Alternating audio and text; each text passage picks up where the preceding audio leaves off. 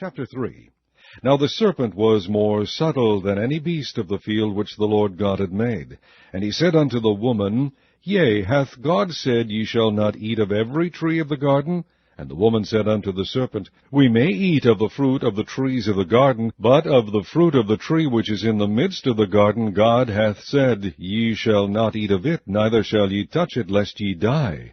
And the serpent said unto the woman, Ye shall not surely die, for God doth know that in the day ye eat thereof, then your eyes shall be opened, and ye shall be as gods, knowing good and evil.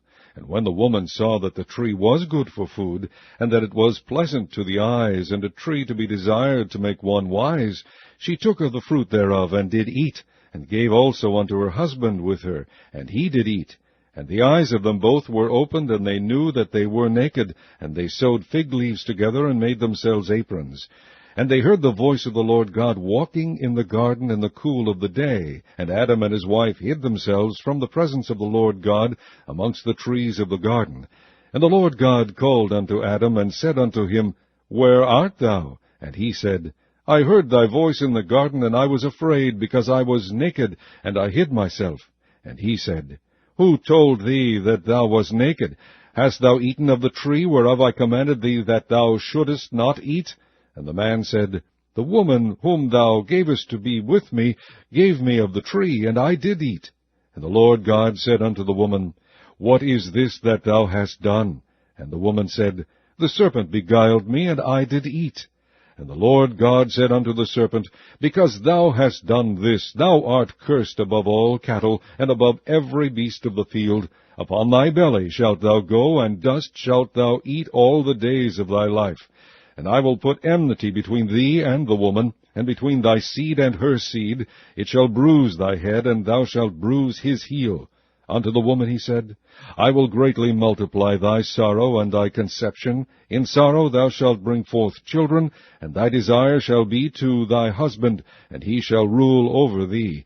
And unto Adam he said, Because thou hast hearkened unto the voice of thy wife, and hast eaten of the tree of which I commanded thee, saying, Thou shalt not eat of it, cursed is the ground for thy sake.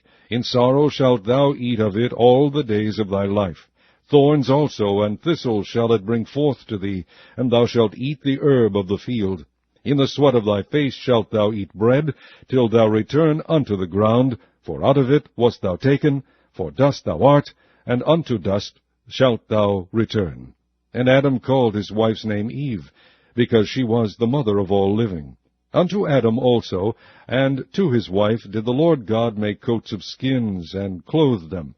And the Lord God said, Behold, the man is become as one of us, to know good and evil. And now, lest he put forth his hand, and take also of the tree of life, and eat, and live forever. Therefore the Lord God sent him forth from the Garden of Eden, to till the ground from whence he was taken. So he drove out the man, and he placed at the east of the Garden of Eden cherubims, and a flaming sword which turned every way, to keep the way of the tree of life. Chapter 3. Now the serpent was more subtle than any beast of the field which the Lord God had made.